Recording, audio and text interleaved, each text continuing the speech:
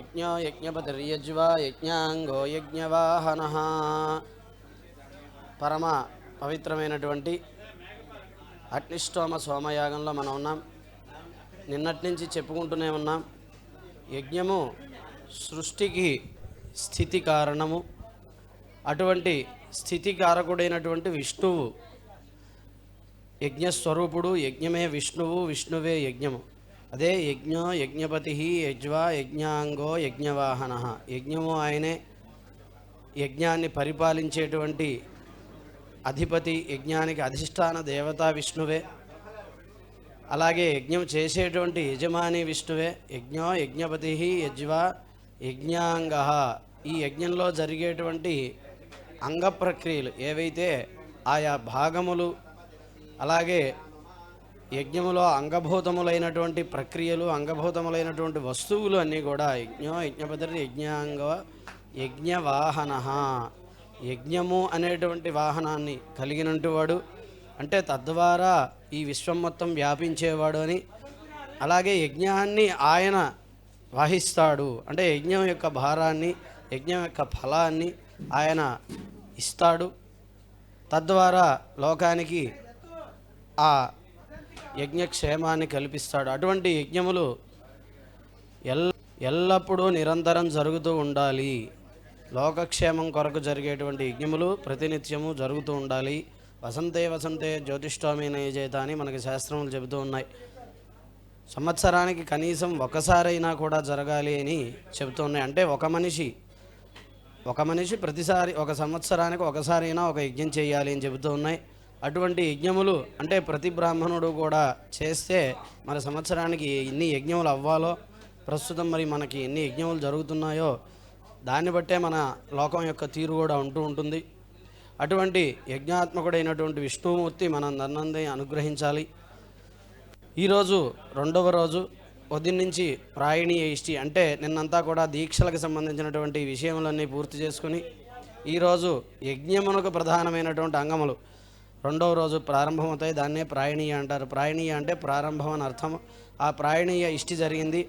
ఆ తర్వాత యజ్ఞానికి ప్రధానమైనటువంటి ద్రవ్యం సోమయాగము అనే పేరు ఎందుకు వచ్చిందంటే, సోమ లత ప్రధానమైనటువంటి ద్రవ్యంగా, సోమము అనేటువంటి ద్రవ్యం ప్రధానంగా ఈ యజ్ఞానికి కలదు కాబట్టి యజ్ఞానికి సోమయాగము అనేటువంటి పేరు వచ్చింది.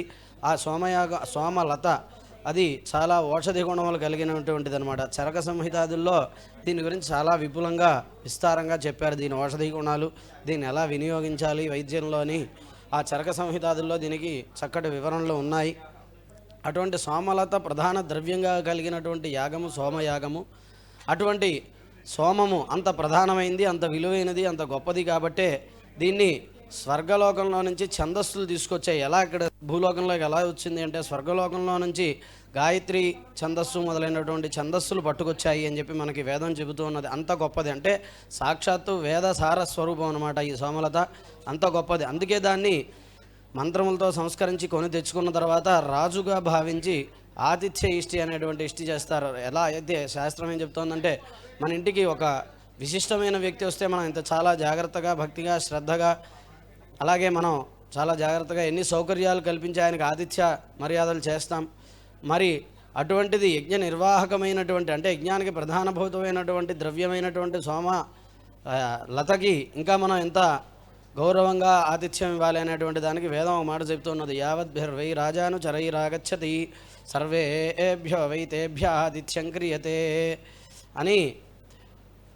రాజుగారు తన పరివారంతో వస్తే మనం ఎంతైతే జాగ్రత్తగా మనం ఆ పరివారానికి ఆతిథ్య మర్యాదలు అవి చేస్తామో, ఆ రకంగా ఈ సోమరాజును మనం కొని తెచ్చుకోగానే ఆతిథ్య మర్యాదలు చేయాలి. అంటే మనం ఇంటికి రాగానే ముందర మంచినీళ్ళు అడుగుతాం, లేదా తర్వాత శీతల పానీయం, కొబ్బరి నీళ్ళు, లేదా ఈ రోజుల్లో కాఫీ ఇటువంటివన్నీ అడుగుతాం.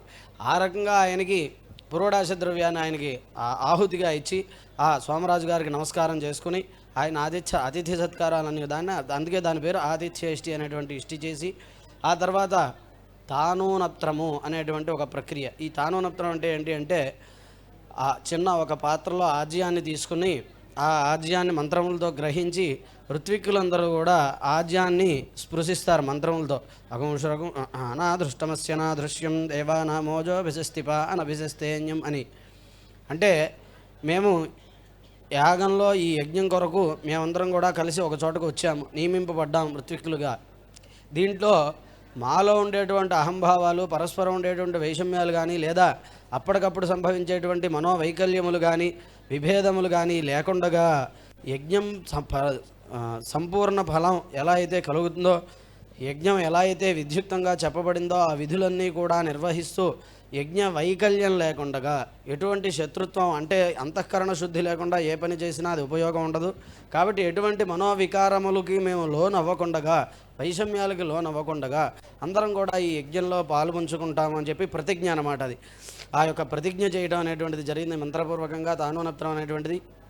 ఆ తర్వాత అత్యంత ముఖ్యమైనటువంటిది ప్రవర్గ్య అనేటువంటిది. ఎందుకంటే యజ్ఞ శిరో వా ఏతజ్ఞస్య యత్ప్రవర్గ్య అని చెప్తుంది వేదం. ఇంత యజ్ఞానికి కూడా శిరస్సు వంటిది, అంటే మన శరీరంలో తల ఎంత ప్రధానమైందో అంత ముఖ్యమైనటువంటిది యజ్ఞానికి ప్రవర్గ్య అనేటువంటి ప్రక్రియ. అది చాలా విభిన్నంగా ఉంటుంది.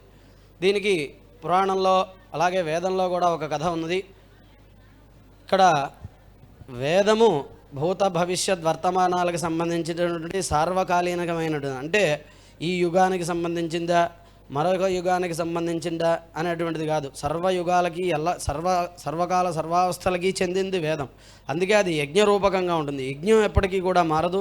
అందుకే యజ్ఞం ద్వారా సృష్టి జరిగింది. అందుకని వేదంలో ఉన్న ఆఖ్యాయిక ఎలా ఉందంటే, మనం విష్ణుమూర్తిని యజ్ఞంగా చెప్పుకున్నాం, యజ్ఞో వై విష్ణు అని. ఆ విష్ణు శబ్దం ఎక్కడైతే వేదంలో ప్రయోగింపబడుతుందో అదంతా కూడా సర్వవ్యాపకుడు అనేటువంటి అర్థంలో. విష్ణు అంటే మనం అదే ఆ సర్వవ్యాపకుడైనటువంటి విష్ణువే తన సంకల్ప మాత్రము చేత రూపాన్ని కూడా ధరించగలడు. మనకి కనిపిస్తున్నటువంటి దేవతా రూపములన్నీ కూడా అదే. మనం ఎప్పుడు కూడా ప్రధానంగా మూలంగా ఆరాధన చేసుకునేటువంటిది ప్రకృతిని, కాలాన్ని, దాన్ని అధిష్ఠించి ఉన్నటువంటి దేవతలనే ఆరాధన చేస్తాం. అటువంటి వాటిల్లో మహావిష్ణువు స్థితికారకుడు, యజ్ఞస్వరూపుడు. దాన్ని ఆ విష్ణు శబ్దాన్ని సర్వవ్యాపకుడుగా అయినటువంటి మహేశ్వరుడుగా మనకి వేదాల్లో వ్యాఖ్యానం చేస్తాడు. అంతే తప్ప శంఖచక్ర గదాధరుడైనటువంటి విష్ణుమూర్తిగా వేదం చెప్పదు ఎక్కువగా. కేవలం మన ఆ రూపం దగ్గర ఆగిపోతే కనుక మనం సర్వాంతర్యామిగా ఆయన్ని చూడలేకపోతాం, అంటే సంకుచిత భావంతో ఉండిపోతాం. కాబట్టి అటువంటి విష్ణు స్వరూపం అంటే జగద్వ్యాపకం, అంతా ఈ జగంతంతా కూడా వ్యాపించి దాన్ని స్థితిని కాపాడుతున్నటువంటి యజ్ఞస్వరూపం ఆయనైతే. వేదంలో ఈ ప్రవర్గ యొక్క ఆఖ్యాయిక ఎలా ఉన్నదంటే, ఒకానొక సమయంలో దేవాసురులందరూ కూడా యుద్ధం చేస్తూ ఉంటే ఆయన దేవతలందరి అన్నా కూడా ముందుగా ఆయన కొంత తేజస్సును సంపాదించాడు. అంటే యజ్ఞఫలం ఆయనకి, అంటే యజ్ఞము అనేటువంటిది, ఈ స్థితి అనేటువంటిది ఆయనకి ఆపాదింపబడింది కాబట్టి ఆయన కించిత్తుగా గర్వాన్ని పొందేట. ఓహో, ఇంతమంది ఉన్నా కూడా నాకే ఇది లభించింది కదా ఈ పదవి అన్నట్లుగా. అంటే అప్పుడు సరే ఆ రకంగా ఆయన దేవతలతో యుద్ధం చేయడానికి, అదే అసురులతో యుద్ధం చేయడానికి వెళ్ళి, నేను ఇంతమంది దేవతలు ఉన్నా కూడా నేనే వీళ్ళతో యుద్ధం చేయగలుస్తున్నాను అని చెప్పి అనుకుంటూ ఉన్నాడు. అనుకుంటూ ఉన్న సమయంలో చాలాసేపు యుద్ధం చేసిన తర్వాత కూడా విజయం లభించలేదు ఆయనకి. లభించకపోయేసరికి అలిసిపోయినట్లుగా ఆయన కొంచెం నిద్ర పట్టింది ఆయనకి. నిద్ర పట్టితే ఎలా పడుకున్నాడంటే, ఆయన తన ధనుస్సు మీద తల ఆంచి, ఇలా గడ్డం ఆంచి నిద్రపోయాడు. అంటే కొంచెం నిద్ర. ఇదే మనకి చండీ సప్తశతిలో మొట్టమొదటి అధ్యాయంలో యోగ నిద్ర, అలాగే ఈ నిద్రకి కారణం అమ్మవారే, ఈయన యోగ నిద్రకి కారణం అని చెప్పి అక్కడ చండీ సప్తశతిలో దీన్ని పౌరాణికంగా వివరించడం జరిగింది. అటువంటి నిద్రలో ఆయన ఉండగా మరి స్థితి కావాలి కాబట్టి, విష్ణుమూర్తి లేకపోతే ఆయన నిద్రావస్థలో ఉంటే స్థితి జరగదు కాబట్టి దేవతలందరూ మళ్ళీ విష్ణుమూర్తిని వెతుక్కుంటూ వెళ్ళేసరికి ఈయన ఒకనొక చోట అలా నిద్రలో ఉండటం గమనించారు. ధనుస్సు మీద తల ఉంచి అలా ఉంచి నిద్రపోయేసరికి మరి నిద్రాభంగం చేయడం అనేది ఒక తప్పు. అందులోనూ దేవతలకు నిద్రాభంగం చేసే ధైర్యం ఎవరూ చేయలేరు. అటువంటి దాన్ని ఎవరు చేస్తారని అందరూ భయపడుతూ ఉండగా ఒక ఆలోచన చేశారు. ఒక చెదపురుగుల్ని వాళ్ళు చెప్పారు, ప్రేరేపించారు, మీరు ఆ ధనుస్సు కింద ఉండేటువంటి నేలను తొలవండి. ఎందుకంటే వాటి స్వభావం తొలిచే స్వభావం కాబట్టి, మీరు మీ స్వభావ రీత్యా తొలిచే స్వభావం కాబట్టి మీకు ఇబ్బంది ఉండదు, పాపం ఉండదు. మీరు ఆ ధనుస్సు కింద ఉన్నటువంటి నేలను కొంచెం తొలవండి, అప్పుడు ఆ ధనుస్సు కదులుతుంది. ఆ ధనుస్సు కదిలేసరికి ఆయన మెలుగు వస్తుంది అని చెప్తే ఆ చెదపురుగులు అలాగే చేస్తే కానీ పొరపాటున ఏమైనాయంటే, ఆ తొలిచే క్రమంలో అవి ఆ ధనుస్సు ఎప్పుడు కూడా ఎక్కుపట్టి యుద్ధానికి సన్నద్ధంగా ఉన్నటువంటి ధనుస్సు ఎప్పుడు కూడా ఎలా ఉంటుందంటే, బాగా మనం ఏమంటామంటే దాన్ని ఆ వింటినారు ఎప్పుడు కూడా గట్టిగా కట్టి ఉంటుంది. ఇప్పుడు ఏమంటామంటే దాని టెంపర్ అంటాం. అది బాగా గట్టిగా అలా కట్టు ఉంటుంది ఆ అల్లెత్తిరాడు. అది అలా కట్టుండేసరికి ఈ చెదపురుగులు ధనుస్సు అడుగు భాగంతో పాటుగా ఆ అల్లెత్తిరాడును కూడా కొరికేసాయి అన్నమాట. కొరికేసేసరికి అదేమైందంటే ఆ ధనుస్సు అలా కట్టుండేసరికి ఒక్కసారిగా లేచేసరికి దానికి ఆ వేగానికి, ఆ తీవ్రతకి, తీక్ష్ణతకి విష్ణుమూర్తి శిరస్సు కూడా ఎగిరిపోయింది. అది వెళ్ళి ఎక్కడో లవణ సముద్రంలో ఎక్కడో పడిపోతే దేవతలందరూ కూడా భయపడి మళ్ళీ అక్కడ ప్రార్థన చేస్తే అప్పుడు మామూలుగా మనకి పురాణాదుల్లో ఏముందంటే ఇది కూడా మనకి దేవీ భాగవతంలో మొట్టమొదటి అధ్యాయంలో ఉంటుంది. వేదములో చెప్పబడింది పౌరాణికంగా స్వరూపకంగా ఉంటుంది, వేదంలో రూపరహితంగా ఉంటుంది. ఇదే సృష్టిలోకి వచ్చేసరికి రూపంగా ధరించి అది స్వరూపకంగా మారుతుంది. దేవీ భాగవతంలో దీన్నే ఏం చెప్పారంటే హయగ్రీవోత్పత్తిగా దీన్ని చెప్పారు. దానికి కారణం ఏం చెప్పారంటే 2 కారణాలు చెప్పారు. ఈయన ఒకానొక సమయంలో లక్ష్మీదేవిని చూసి ఎందుకో నవ్వాడు. అందుకని ఆవిడ అపార్థం చేసుకుని నీ శిరస్సు తెగిపడిపోతుంది అని చెప్పి ఆవిడ చెప్పించింది. అమ్మవారు అయ్యుండే ఆ భర్త మరి లక్ష్మీనారాయణలో వాళ్ళిద్దరికీ ఒకరి మీద ఒకరు కోపం వస్తుంది అంటే రాదు. అంటే ఎత్కించితు గర్వము కూడా మనకి పనికి రాదు, అలసత్వం కానీ గర్వం కానీ మనకు కూడా పనికి రాదు. ఉంటే విష్ణుమూర్తికే ఇంతటి బాధ తప్పలేదు, ఇంకా మనకెంత అనేటువంటి భావన కోసం ఆ సృష్టిలో రహస్యం అన్నమాట అది. అటువంటి వరాలు వాళ్ళు మనకి చూపించడం కోసం వాళ్ళు అలాంటివి అనుభవిస్తారు. కాబట్టి అలా లక్షిస్తే అలాగే ఇంకొక వృత్తాంతం అంటే యుగాల్లో కూడా ఇది నడుస్తూ ఉంటుంది. ఒక యుగంలో ఈ వృత్తాంతం అయితే రెండో యుగంలో హయగ్రీవుడు అనేటువంటి రాక్షసుడు ఉన్నాడు. ఈ రాక్షసులందరూ కూడా ఎప్పుడు ఏం చేస్తూ ఉంటారంటే వాళ్ళు ప్రధానంగా కోరుకునేది మేము చావకూడదు. ఎందుకని అంటే వాళ్ళకి స్వార్థం, వాళ్ళు ఎప్పుడు బతికే ఉండాలి, జీవులను ఎప్పుడు ఏడిపిస్తూ ఉండాలి, ఇది వాళ్ళ బుద్ధి.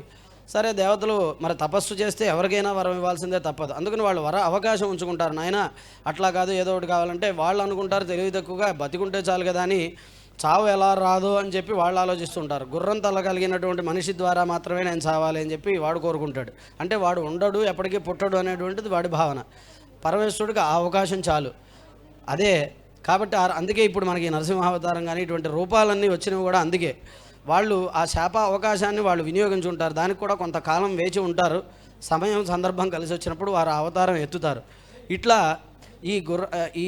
అప్పుడు దేవతలందరూ కూడా ఏం చేశారంటే దేవీ భాగవతంలో చెప్పిన కల్పవక్తను అమ్మవారిని ధ్యానం చేసి ఈ హయగ్రీవ శిరస్సుని అంటే గుర్రం తలకాయన ఆ విష్ణుమూర్తికి అక్కడ పెడితే ఆయనే హయగ్రీవుడిగా ఉద్భవించాడు అని చెప్పి వేదాలన్నీ కూడా స్తుతించాయని ఆయన వేదాలకు అధిష్టాన దేవతగా చేసి అక్కడ స్తుతించారు. ఇది అంటే స్వరూపకమైనటువంటి సృష్టిగా అయినప్పుడు జరిగినటువంటి సంఘటన. యజ్ఞరూపకంగా ఉన్నప్పుడు జరిగిన సంఘటన ఏమిటి అంటే విష్ణుమూర్తి అంటే ఎవరో కాదు, మనం యజ్ఞం చేస్తున్నామంటే అది ప్రకృతికి చెందుతుంది.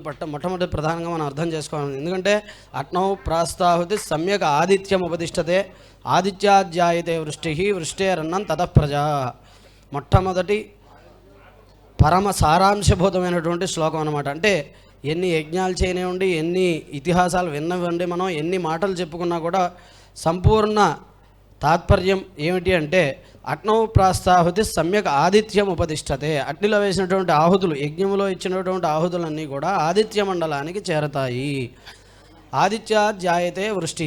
దీని ద్వారా మేఘం ఈ రశ్ములు ఈ ధూమాన్ని, ఈ యొక్క సారాన్ని స్వీకరించి అక్కడ ఒక అమృతత్వం ఏర్పడుతుంది ఆదిత్య మండలంలో. ఆ అమృతత్వమే మనకి సారభూతమైనటువంటి వృష్టిని కల్పిస్తుంది, వర్షాన్ని కల్పిస్తుంది. ఆ వర్షం ద్వారా పండినటువంటి పంట, ఓషధులు ఏవైతే ఉన్నాయో అవి మనకి ఆరోగ్యాన్ని అలాగే పాడి పంటల్ని అభివృద్ధి చేస్తాయి. ఆ వర్షం మాత్రమే. మిగతా రకాలుగా కురిసేటువంటి వర్షాల్లో ఆ సారం ఉండదు. యజ్ఞం కనుక సరిగ్గా జరగకపోతే ఆ వర్షం కూడా ఉండదు. అందుకే మనకి అకాల వృష్టిలో, అతివృష్టిలో, అనావృష్టిలో అని చెప్పుకోవడంలో ఎటువంటి సందేహం లేదు. కాబట్టి అగ్నౌ ప్రాస్తాహుతి సమ్యక్ ఆదిత్యం ఉపదిష్టతే ఆదిత్యాధ్యాయతే వృష్టి వృష్టేరన్నం తతఃప్రజా. మనకు కావాల్సింది ప్రధానంగా మంచి ఆహారం, ఆరోగ్యం, ఆ తర్వాత మంచి నివాసం కూడా పూర్వీకులు ఈ లౌకిక వస్తు ఉపకరణాల వ్యామోహంతో ఇవాళ మనం చేసుకున్నట్లుగా ప్రకృతిని విధ్వంసం చేసి కేవలం మన నివాసం కోసం, మన సుఖం కోసం ప్రకృతిని సర్వనాశనం చేసి పంచభూతాలని విషతుల్యం చేసుకునే జీవనం పూర్వీకులు చేయలేదు. వాళ్ళకి తెలివి లేక కాదు. వాళ్ళు పూర్వీకుల్లో ఎందుకు ఉన్నారంటే మనిషి నివసించడానికి అంతకంటే ఎక్కువ అవసరం లేదు కాబట్టి దాంట్లో ఉన్నారు. దానివల్ల ప్రకృతికి ఇబ్బంది లేదు కాబట్టి. ఇది నేను కట్టుకున్నా, మీరు కట్టుకున్నా, ఇవాళ ఇల్లు కట్టుకున్నామంటే క్వారీ రూపకంలో ఎన్ని కొండల్ని పిండి చేస్తున్నాం, ఎంత ధూళిని మనం చేస్తున్నాం, ఎండ స్వీకరించకుండా వాటి వల్ల మనకి ఆ ఎండ మనకి లోపలికి ప్రసరించక, ఎండ వెళ్ళే చోటు లేక, ఎండని పీల్చే చోటు లేక అది మన మీద ఎంత తీవ్ర ప్రభావం చూపిస్తుంది. ఇట్లా వాతావరణంలో అనేక రకమైన మార్పులు మనమే కారణం. అది నేను చేసినప్పటికీ కూడా సమాజంలో పరిగెత్తుతూ ఉన్నప్పుడు ఒకళ్ళ వెనకాల ఒకళ్ళు పరిగెత్తుతూ, ఒకళ్ళకి తెలిసినా ఒకళ్ళు చేయలేకపోయినా, ఇష్టం ఉన్నా లేకపోయినా ఇటువంటి పనులు మనం అందరం చేస్తూ ఉన్నాం. కానీ పూర్వీకులు అలా లేరు. అందుకనే ఏంటంటే కావాల్సింది చక్కటి ఆహారం, ఆరోగ్యకరమైన ఆహారం. మనం వైద్యం అభివృద్ధి చెందుంది అనుకుంటున్నాం కానీ రోగాలను పెంచుకున్నాం అనే విషయం మనకు అర్థం కావట్లేదు. మనకి చెప్పరు కూడా ఈ విషయం. ఎంతసేపటికి మనం డెవలప్ అవుతున్నామంటే, వైద్యాన్ని డెవలప్ చేస్తున్నామంటే వాళ్ళు వ్యాపారం పెంచుకుంటున్నారు. మనకి రోగాలు పెరిగాయి, రోగం తగ్గించుకునే మార్గాలు తగ్గినాయి. అంటే పూర్వీకులు ఇప్పుడు ఉన్న పెద్దవాళ్ళకు కూడా తెలిసి ఇంట్లో ఉన్నటువంటి, ఇంటి పక్కన ఉన్నటువంటి పెరట్లో ఉండేటువంటి ఆకులు అలములతో కూడా చాలా వరకు రోగాలు తగ్గుతాయి.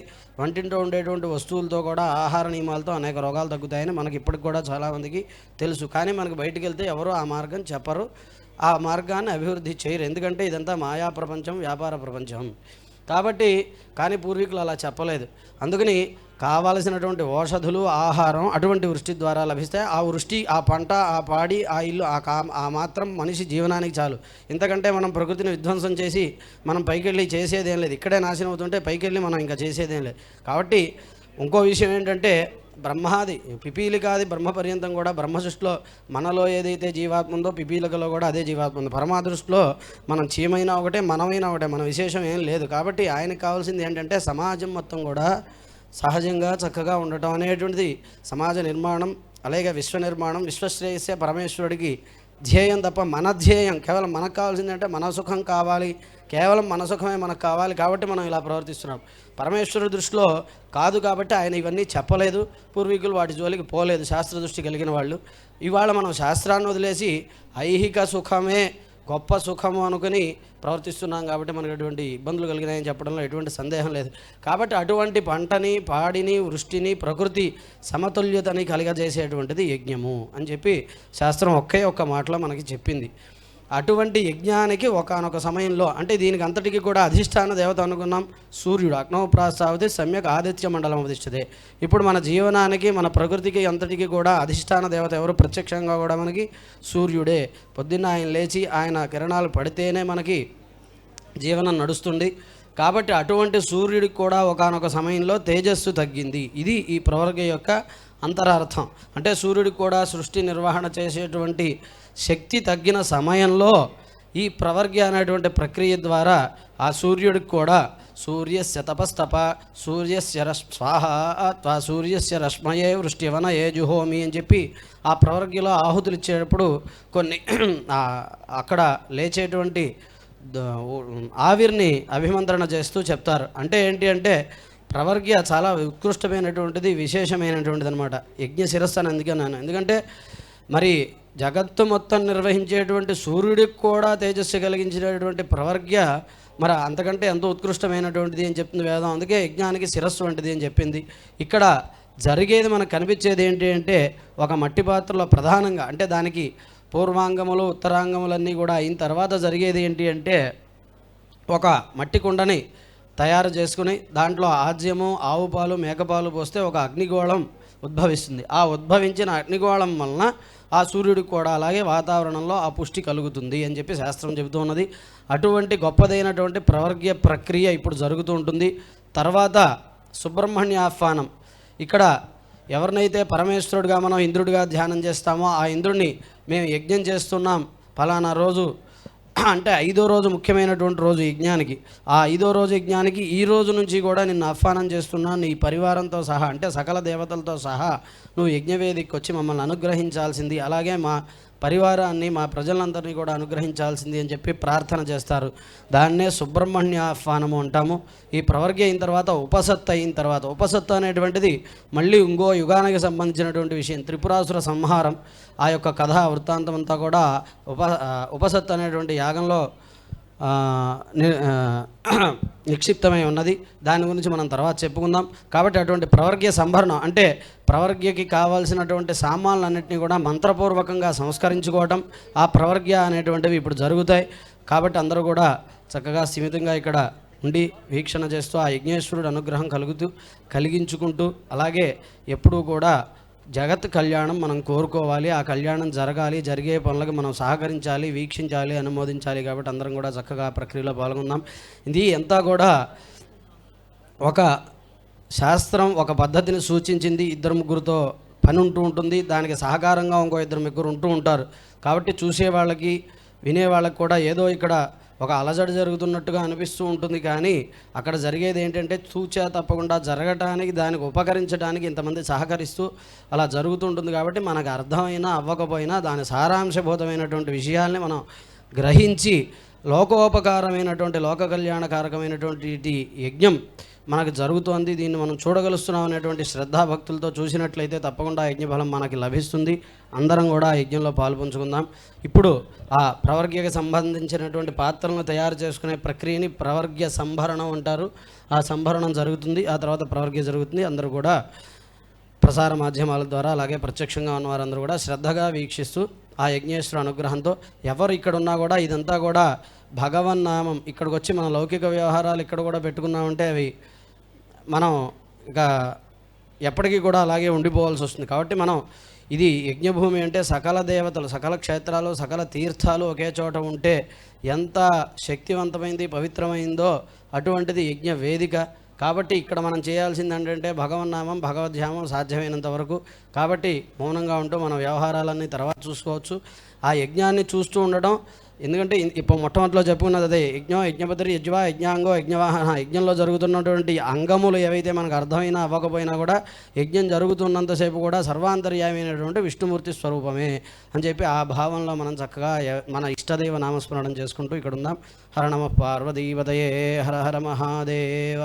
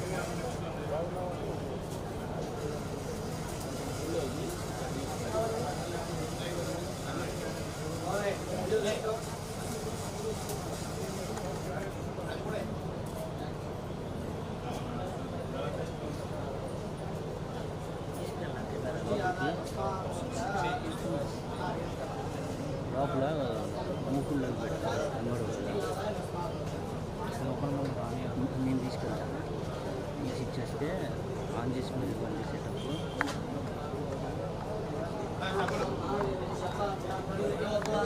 నేనేం ఒక్కర్లేదు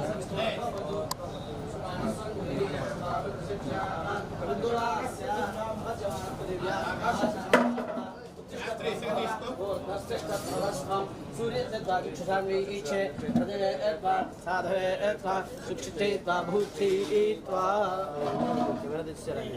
తీసుకోండి దేవశ్వాస వితోద్వపతు సుపాణి స్వంగురి సుబాహురత శిఖర అపర్యమాణ పృథివ్యా ఆశాదిశా వృణ ఉత్తిష్ట బృహన్భవ ఊర్ధ్వస్తిష్ట ధ్రువస్వం సూర్యచక్షుషాన్వీక్షే హృదయత్వా సాధవేత్వా సుక్షితేత్వా భుజైత్వా దేవశ్వాస వితోద్వపతు సుపాణి స్వంగురి సుబాహురత శిఖర ఉద్వాస్య అపర్యమాణ పృథివ్యా ఆశాదిశా వృణ ఉత్తిష్ట బృహన్భవ ఊర్ధ్వస్తిష్ట ధ్రువస్వం ఉత్తరదశిఖదాస ప్రతిష్టాప్య సూర్యచక్షుషాన్వీక్షే ईक्षे हृदयेत्वा साधवेत्वा सुष्टित्वा भुजैत्वा तुष्टिमितराणि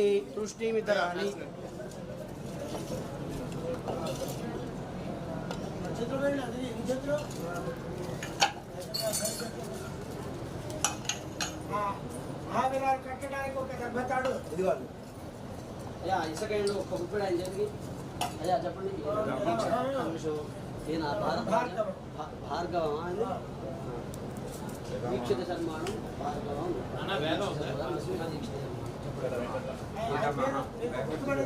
వెంకటలక్ష్మీ ఇదమహం వెంకటలక్ష్మీ నృసింహీక్షిత శర్మాణం బ్రహ్మోత్సేన పర్యూహామి అథైనాం ప్రభూతేనాజాపై సాక్షుణతి ప్రతిమంత్రం పోశారు